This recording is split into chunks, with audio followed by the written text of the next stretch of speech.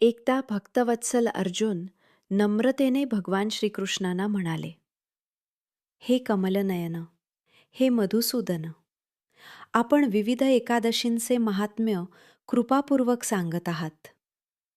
त्या कथा ऐकताना माझे मन अत्यंत प्रसन्न होते आणि अधिक जाणून घेण्याची उत्कंठा वाढते. कृपया फाल्गुन महिन्यातील कृष्ण पक्षातील एकादशीचे नाव, तिचे व्रतविधान आणि त्या दिवशी कोणत्या देवतेची पूजा करावी हे सविस्तर सांगावे. तेव्हा सर्वज्ञ भगवान श्रीकृष्ण प्रेमळ स्वरात म्हणाले, हे पार्थ, तुझा प्रश्न अत्यंत मंगल आहे. हा प्रश्न पूर्वी धर्मपरायण राजा मांधात्याने महान तपस्वी महर्षी लोमश यांना विचारला होता. त्यांनी जो पवित्र उपदेश केला तोच मी तुला सांगतो. फाल्गुन महिन्याच्या कृष्ण पक्षातील एकादशीला पापमोचनी एकादशी असे म्हणतात. ही एकादशी सर्व पापांचा नाश करणारी, आत्म्याला शुद्ध करणारी आणि भक्ताला सद्गती देणारी आहे. पूर्वीच्या काळी चैत्ररथ नावाचे एक अत्यंत रमणीय आणि दिव्य वन होते. त्या वनात सदैव वसंत ऋतू नांदत असे. विविध रंगांची फुले फुललेली, मंद सुगंध दरवळणारा वारा, पक्ष्यांचे किलबिलाट, संपूर्ण वातावरण आनंदमय होते. त्या स्थानी देव, गंधर्व, किन्नर आणि अप्सरा विहार करीत असत. त्याच वनात भगवान श्री शंकरांचे परमभक्त, तेजस्वी आणि तपस्वी मेधावी ऋषी कठोर तपश्चर्या करीत होते. त्यांचे मन अत्यंत स्थिर, इंद्रिये संयमित आणि संकल्प दृढ होता. एके दिवशी मंजुगोषा नावाची अत्यंत सुंदर अप्सरा त्या वनात आली. तिच्या सौंदर्याला तोड नव्हती. कामदेवाने संधी साधून तिच्या माध्यमातून ऋषींच्या तपात विघ्न आणण्याचा प्रयत्न केला. मंजुगोषा थोड्या अंतरावर बसली आणि वीणेवर मधुर राग छेडू लागली. तिच्या स्वरांमध्ये मोहकता होती. तिच्या हास्यात आकर्षण होते. कामदेवाच्या प्रभावामुळे मेधावी ऋषींचे मन क्षणभर डळमळले. संयमाचा किल्ला हलू लागला. अखेरीस ते मोहाच्या जाळ्यात अडकले.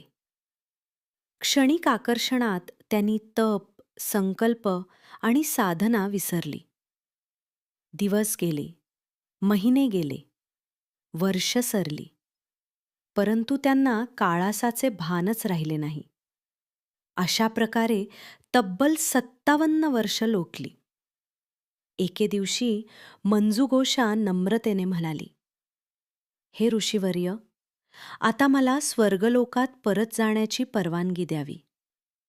तेव्हा ऋषी म्हणाले, हे सुमुखी, अजून रात्र संपलेली नाही, थोडा वेळ थांब. तेव्हा अप्सरेने गंभीर स्वरात सांगितले, हे महात्मन, आपल्या दृष्टीने ती रात्र असेल, परंतु माझ्या येण्यापासून 57 वर्ष लोटली आहेत.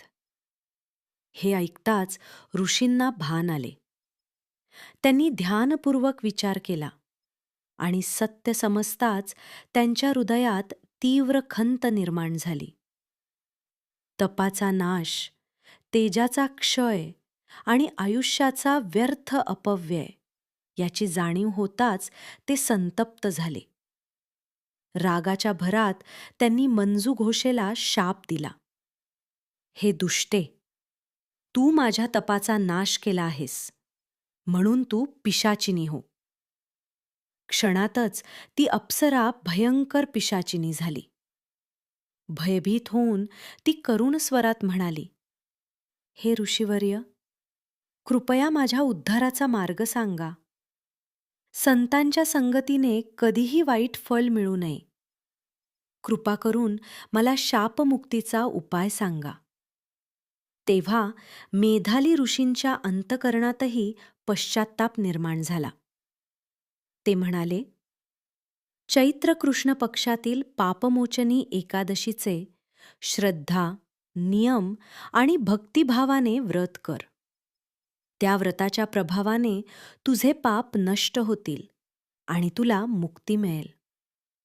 यानंतर ऋषी आपल्या पित्याकडे, महान ऋषी च्यवन यांच्या आश्रमात गेले. च्यवन ऋषींनी पुत्राला विचारले, वत्सा, तुझे तेज का मंदावले आहे? तेव्हा मेधावी ऋषींनी लज्जेने सर्व वृत्तांत सांगितला.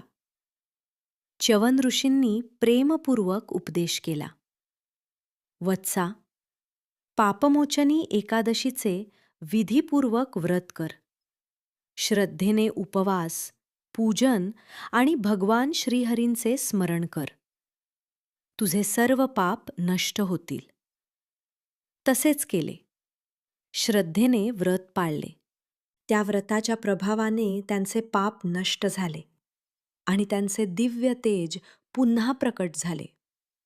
मंजुघोषाही त्या व्रतामुळे पिशाचिनी रूपातून मुक्त होऊन पुन्हा आपल्या दिव्य स्वरूपात स्वर्गात परतली. महर्षी लोमश म्हणतात, या पापमोचनी एकादशीचे व्रत केल्याने ब्रह्महत्येसारखी भीषण पापेही नष्ट होतात. या कथेचे श्रवण आणि वाचन केल्याने 1000 गायी दान केल्याचे पुण्य प्राप्त होते. ही कथा आपल्याला शिकवते, इंद्रियसुख आणि शारीरिक आकर्षण क्षणभंगूर आहे. क्षणिक मोहामुळे वर्षानुवर्ष केलेली साधना व्यर्थ जाऊ शकते. परंतु भगवान श्रीहरीची कृपा आणि पापमोचनी एकादशीचे व्रत मनुष्याला पुन्हा शुद्ध आणि पवित्र मार्गावर आणते.